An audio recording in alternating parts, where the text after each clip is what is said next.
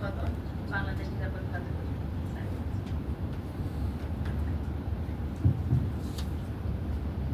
ধন্যবাদ। শুরুতে আমি ধন্যবাদ জানাচ্ছি সিএলপি কে আজকের এই এফওপিএল এর ব্যাপারে যে আন্তর্জাতিক অভিজ্ঞতা এবং করণীয় শীর্ষ আলোচনা সভা আয়োজন করার জন্য, এবং এখানে অনেকেই উপস্থিত আছেন। শুরুতেই মাহবুবুল আলম ভাই সুন্দর প্রবন্ধ উপস্থাপন করেছেন।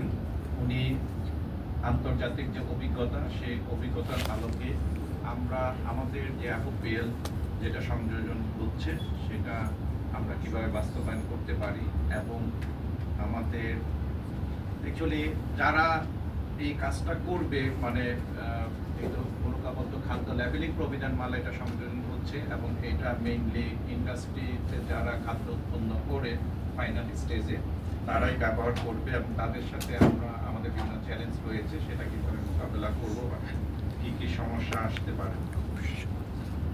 অ্যাকচুয়ালি আমরা বাংলাদেশ নিরাপদ খাদ্য কর্তৃপক্ষে আমরা বাংলাদেশের জনগণের জন্য, এবং শুধু বাংলাদেশ না, বাংলাদেশের বাইরেও যারা সব ধরনের মানুষের জীবন ও স্বাস্থ্য সুরক্ষার জন্য আমরা কাজ করছি, আমরা যেন নিরাপদ খাদ্য নিশ্চিত করতে পারি। এবং আমাদের প্রত্যেকটি স্টেপে আসলে আমরা চ্যালেঞ্জের সম্মুখীন হচ্ছি। যখন বিভিন্ন ধরনের আপনার মনিটরিং কার্যক্রম হয় বা অভিযান, ওইখানেও বিভিন্ন ধরনের প্রতিবন্ধকতার মাধ্যমে আমরা কাজ করি এবং সেগুলি মোকাবেলার মাধ্যমে কাজ করা হয়।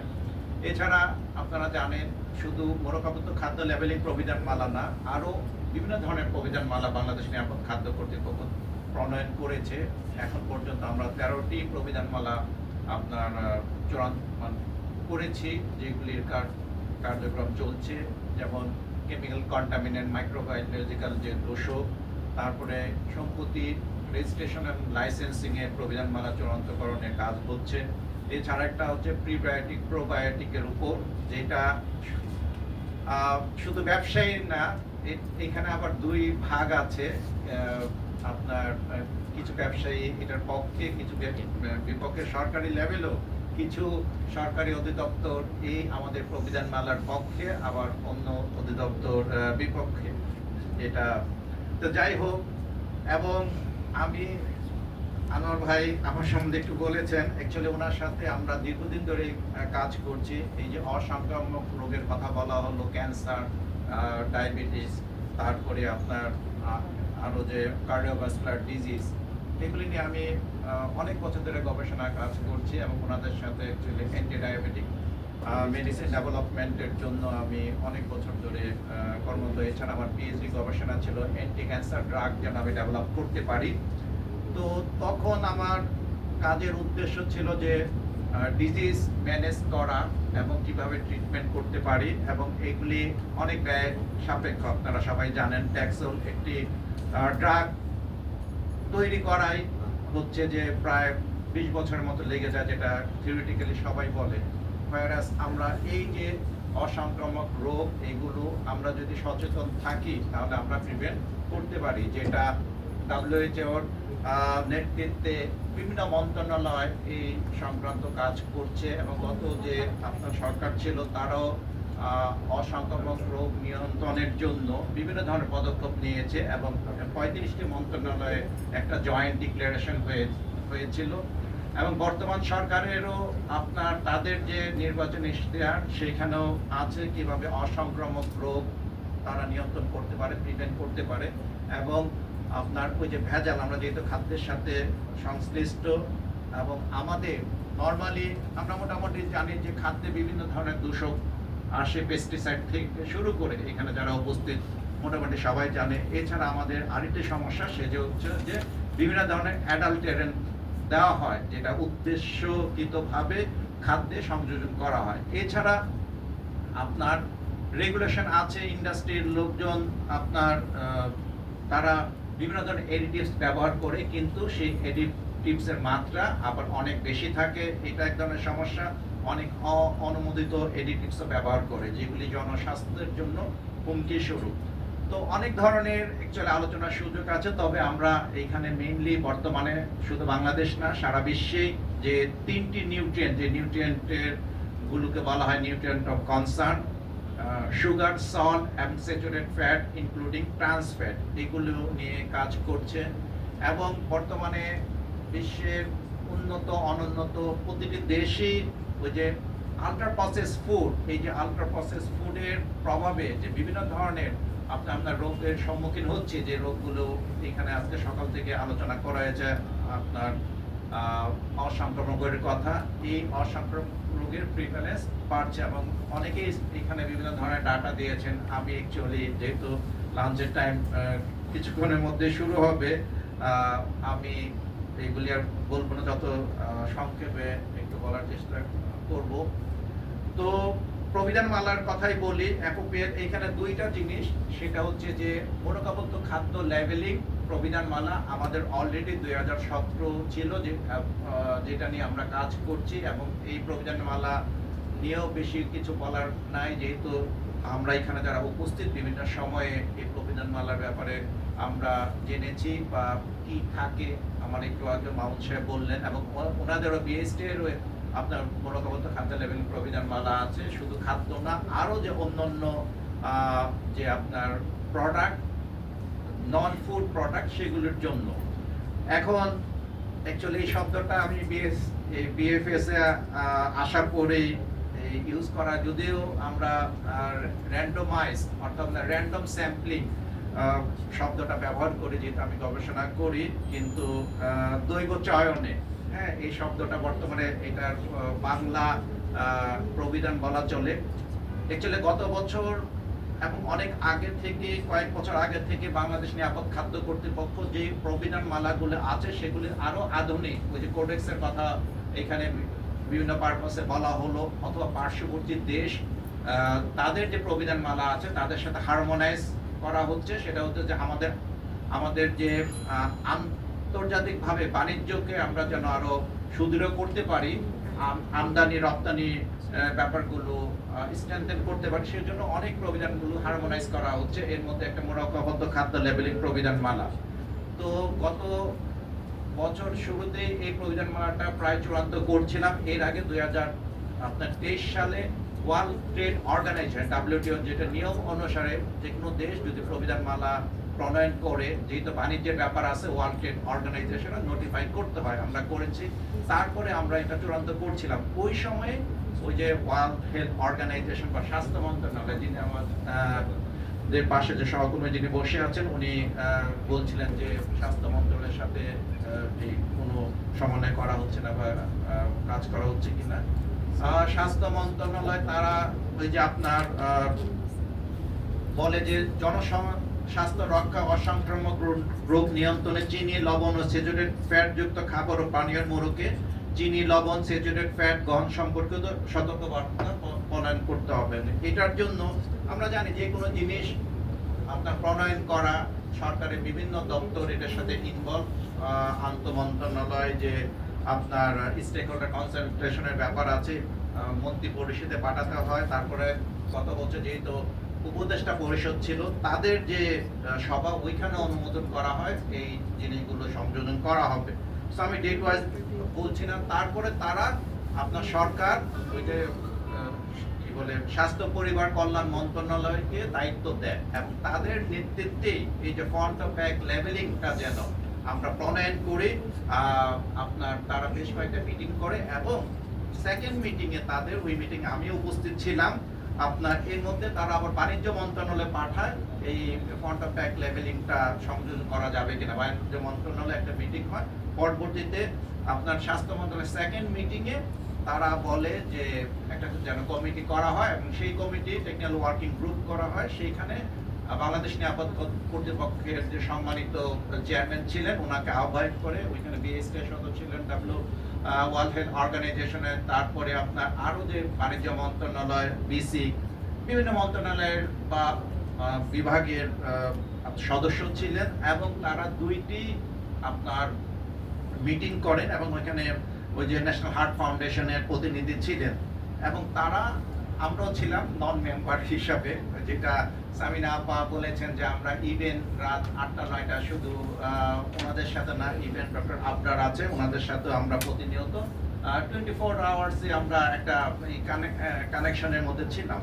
তারপরে ওই মিটিংয়ে টেকনিক্যাল ওয়ার্কিং গ্রুপ মিটিংয়ে এটা চূড়ান্ত হয় এবং পরবর্তীতে ওই যে ডিজাইনটা যেটা আমরা এখন ব্যবহার করছি বা সবাই দেখতেছেন WHO এর মাধ্যমে একটি স্টেক হোল্ডার কনসালটেশন মিটিং হয়, যেটা কান্ট্রি স্পেসিফিক আপনার pack leveling stake holder workshop নামে আমরা ওই অনুষ্ঠানটি করি।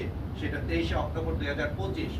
দেন ওইখানে মোটামুটি আমরা চূড়ান্ত করার পর আমরা আবার ওই স্বাস্থ্য মন্ত্রণালয়ে পাঠাই এবং স্বাস্থ্য মন্ত্রণালয়ে আপনার 14ই ডিসেম্বর, যেখানে স্বাস্থ্য মন্ত্রণালয়ের তৎকালীন উপদেষ্টা মহোদয় এবং সহকারী যিনি উপদেষ্টা ছিলেন উনি স্বাস্থ্য মন্ত্রণালয়ের সচিব, তৎকালীন সচিব সভাপতিত্ব করেছিলেন এবং এখানে যারা উপস্থিত তাদের অনেকেই ছিলেন। অনন্যা ম্যাডাম ছিলেন, তারপর নাইম ভাই ছিলেন, ইসরাত ম্যাডাম ছিলেন, ডক্টর আবরার অথবা ওনার অন্য কোনো কলিগ ছিলেন। সো সবাই সম্মতিক্রমে সরকারি এবং যারা ডেভেলপমেন্ট পার্টনার বা যারা এই কাজের সাথে জড়িত এই ডিজাইনটা চূড়ান্ত হয়। ওইখানে আপনার অনেক ধরনের আলোচনা আসে, আমরা আরো কিছু সংযোজন করেছিলাম। এর সাথে একটু বলি যে বিশ্বের অন্যান্য দেশেও আপনার ওই বিভিন্ন ধরনের font of pack leveling use করতেছে, যেমন ট্রাফিক লাইট সিস্টেম অস্ট্রেলিয়া, নিউজিল্যান্ডের হেলথ স্টার, তারপরে নিউটিস কোড। তো আমাদের দেশের পার্সপেক্টিভ অনুসারে এবং এর আগে শুরুতে যে আমি কয়েকটা মিটিং এর কথা বললাম, এর আগেও আপনার ন্যাশনাল হার্ট ফাউন্ডেশন এবং ঢাকা বিশ্ববিদ্যালয় INFS তারা দুইটি গবেষণা করে এই ফন্ট অফ প্যাক লেভেলিং এ এবং আমাদের দেশের পার্সপেক্টিভ অনুসারে যে তারা বলে যে ওয়ার্নিং লেভেলটাই অ্যাকচুয়ালি আমাদের জন্য অ্যাপ্রোপ্রিয়েট হবে। আমিও অ্যাকচুয়ালি ট্রাফিক লাইট সিস্টেম শুরুতে আমি যেহেতু অ্যাকচুয়ালি রসায়নের ছাত্র, আমি এত নিউট্রিশনের জিনিস নিয়ে এত গবেষণা আগে করি নাই। শুরুতে যখন এই যে FOPL নিয়ে কাজ করতেছিলাম আমার কাছে সুন্দর লাগতেছিল ট্রাফিক লাইট সিস্টেমটা, হ্যাঁ, কিন্তু পরবর্তীতে ওনাদের গবেষণার যে ফলাফল এবং আমাদের যে স্টেক হোল্ডার এবং টেকনিক্যাল ওয়ার্কিং গ্রুপের সিদ্ধান্ত এবং পরবর্তীতে যেটা চূড়ান্ত সিদ্ধান্ত হয় সেটা হচ্ছে স্বাস্থ্য মন্ত্রণালয় 14ই ডিসেম্বর ওনারাও এটাকে আপনার সম্মত দেন। পরবর্তীতে আমরা 21শে জানুয়ারি আমাদের যে BFS এ ওইখানে স্টেক হোল্ডার কনসালটেশন মিটিং করি, যেটাই হচ্ছে একটা যে কোনো প্রবিধানমালা প্রণয়নের জন্য একটা ফাইনাল সবাইকে নিয়ে ওয়ার্কশপ। ওইখানে আমরা 20% অথবা 25% আমাদের যে ইন্ডাস্ট্রির লোকজন তাদেরকে আমরা ওই মিটিংয়ে দাওয়াত দেই এবং তারা উপস্থিত ছিলেন এবং তাদেরকে এই আমাদের যে প্রবিধানমালাটা তাদের উপর উপস্থাপন করা হয় এবং এখানে যারা উপস্থিত অনেকে ছিলেন এবং তাদের মাধ্যমে বলা হয় যে তাদের যে অ্যাসোসিয়েশন বা অন্যান্য তাদের সহকর্মী বা বন্ধু বান্ধব আছেন তাদেরকে যেন তারা জানান। এছাড়া আমরা ওয়েবসাইটে সবার জন্য এটা উন্মুক্ত করি এবং মতামত গ্রহণের জন্য যেটা নিয়ম অনুসারে আমরা প্রত্যেকটা প্রবিধানমালায় এই কাজটা করি। আমরা প্রায় 1 মাস সময় দিই এবং যেহেতু আমরা সবাই একই টিমের মধ্যে, শুধু সরকারি বেসরকারি যারা কাজ করতে তারা না, এটা অলিখিতভাবে কিছু সময় অ্যাকচুয়ালি বর্ধিত করা ছিল। যারাই আপনার মতামত দিয়েছে তাদেরকে আমরা গ্রহণ করেছি। আমরা 64টা মতামত পাই, সেটা হচ্ছে যে বিভিন্ন সরকারি দপ্তর, বেসরকারি প্রতিষ্ঠান যারা কাজ করছে বা development event, WHO, national heart foundation এবং CLPA তাদের সাথে আমরা নিয়মিত কাজ করছি। তারপরেও ওনারা মতামত দিয়েছেন, কোকা-কোলা থেকে শুরু করে আরলা, প্রাণ, বিভিন্ন যে ইন্ডাস্ট্রির যে প্রতিষ্ঠানগুলো আছে তারা মতামত দিয়েছে। 64 মতামত আমরা পেয়েছি, কিন্তু আমরা মোটামুটি সবাই জানি যে হুট করে আমরা সিদ্ধান্ত নিতে পারি না, এটা আমরা নিজেরা পর্যালোচনা করছি। এছাড়া আমরা একটা টেকনিক্যাল ওয়ার্কিং গ্রুপ তৈরি করছি এবং সেই টেকনিক্যাল ওয়ার্কিং গ্রুপটা তৈরি করা হয়েছে বাংলাদেশ ফুড সেফটি অথরিটির মেম্বার, 2 জন মেম্বার আছেন যারা একাডেমিশিয়ান আছেন, যারা মনে ডেভেলপমেন্ট পার্টনার অথবা এই যে ল এবং পলিসি নিয়ে যারা কাজ করেন। এখানে যারা উপস্থিত প্রায় 3 থেকে 4 জন এখানে উপস্থিত ওই কমিটিতে আছেন। আমরা ইচ্ছা করলে অনেক বেশি, আমাদের যে মাহমুদ সাহেবও আছেন সরকারি প্রতিষ্ঠান থেকে, BSTI থেকে। সো 4 জনই এখানে উপস্থিত আছেন। সো তাদের সাথে আলোচনা করে আমরা এটা একদম চূড়ান্ত করব এবং এটা হচ্ছে এই মুহূর্তে আমাদের একটা টার্গেট।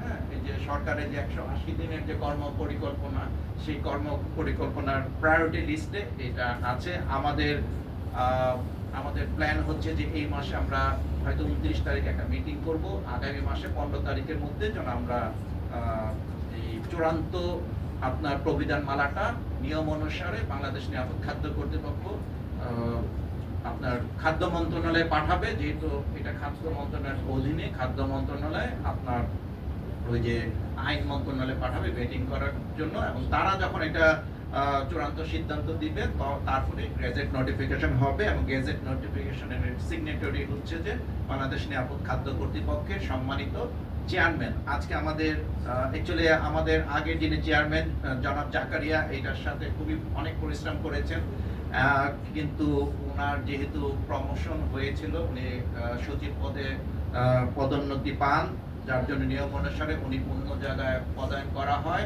আমাদের বর্তমানে একজন মেম্বার অতিরিক্ত দায়িত্ব হিসাবে পালন করছেন। অ্যাকচুয়ালি আপনারা জেনে থাকবেন খাদ্য মন্ত্রণালয়ে নতুন সচিব পদায়ন হয়েছে। যেহেতু আজকে নতুন সচিব মহোদয় বিভিন্ন ওনার খাদ্য মন্ত্রণালয়ের অধীনে যে দপ্তরগুলো তাদের সাথে মত বিনিময় সভায় আয়োজন করেছেন। আমাদের চেয়ারম্যান মহোদয় আসতে পারেন না, এই জন্য দুঃখিত আমরা। হ্যাঁ, বাট সবার প্রতি ওনার আপনার আমি নরমালি বলি ওনার সালাম আমি পৌঁছাচ্ছি, এবং আমরা সবাই একসাথে কাজ করব। যেটা তাইন ভাই যেটা বললেন যে চ্যালেঞ্জ, হ্যাঁ এটা থাকবে, তারপরও আমরা বিভিন্ন প্রবিধান মালায় ইন্ডাস্ট্রির এদের সাথে কাজ করছি, এবং উনি যে চ্যালেঞ্জ বা ক্লেমের কথা বললেন এটা অবশ্যই বাস্তব। এবং আনোয়ার ভাই তো রাতারাতি ওই যে আমেরিকা আর ইয়ের মতো ইরানের মতো যখন যুদ্ধ লাগাই দিয়েছে। আসলে আমরা যুদ্ধ করতে চাই না, সবাই আমরা এই দেশের নাগরিক, এবং আমি যেহেতু ফুড সেফটি নিয়ে কাজ করছি, ফুড সেফটির এটা হচ্ছে ট্রায়াঙ্গেলের মতো। একটা হচ্ছে যে আমরা যারা রেগুলেটরি অথরিটি, ফুড সেফটি ভোক্তা বা বিএসটিআই, এটা একটা অংশ। ইন্ডাস্ট্রি পিপল তারা খাদ্য প্রস্তুত করে, এবং মেইন উদ্দেশ্য হচ্ছে আমরা প্রস্তুত করতেছি কনজিউমারের জন্য। সো এটা ট্রায়াঙ্গেল, গভর্নমেন্ট, বিজনেস পিপল এবং কনজিউমার, এবং আমাদের লক্ষ্য হচ্ছে যে আমাদের কনজিউমারকে যেন আমরা প্রোটেকশন করতে পারি, এবং সেটা আমরা যেমন বিভিন্ন ধরনের আইন প্রণয়ন করছি, এবং সেই আইনগুলো যেন বিজনেস পিপল বা ইন্ডাস্ট্রির লোকজন কমপ্লায়েন্স করে, সেটা আমাদের দেখা যেমন উচিত, তাদেরও এটা মেনে নেওয়া উচিত। আসলে অনেক কিছু বলার আছে ইন জেনারেল, কিন্তু আমি আর দীর্ঘায়িত করব না। আমাদের লক্ষ্য আমরা সবাই একসাথে, সবাই যদি কনসেনসাসের মাধ্যমে আমরা কাজ করি, অবশ্যই যে যুদ্ধটার কথা বলা হলো সেই যুদ্ধে আমরা উইন করব। আর আবারও সিএলপি কে ধন্যবাদ জানাচ্ছি। আজকে আমার জানা মতো আরেকটি প্রোগ্রাম, তারাও একই ধরনের প্রোগ্রাম করছে আগামী সপ্তাহে। তো আমরা যত বেশি এই ধরনের অ্যাওয়ারনেস প্রোগ্রাম করব, আমরা ইউনাইটেড থাকব, এবং আমরা যত বেশি ইউনাইটেড থাকব, আমরা মনে হয় ওই যে আমাদের যে প্রতিবন্ধকতা, যে বাধা আসবে, সেই বাধা দূর করতে পারবো।